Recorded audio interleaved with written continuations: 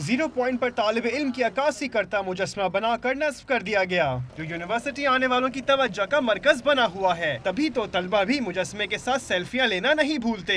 यहाँ पे मुजस्समा नस्ब किया गया है तलबा की अट्रैक्शन के लिए, ताकि उनको पढ़ाई में थोड़ी हो।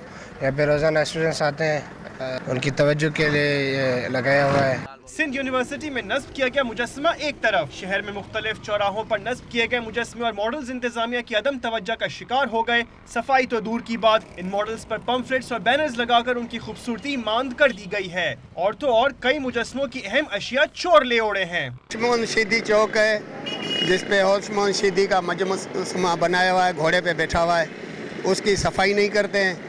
और उसके हाथ में जब तलवार थी वो भी कोई लेके गया है। कोटरी चौक पर लगाया गया माहीगीर का मुजस्समा भी टूट फूट का शिकार है। शहरी कहते हैं कि लाखों रुपए की मालियत से लगाए गए मुजस्समे इंतजामिया की तवज्जो के मुंतजिर हैं। अगर इन पर तवज्जो दी जाए तो ये शहर की खूबसूरती में इजाफा कर सकते हैं।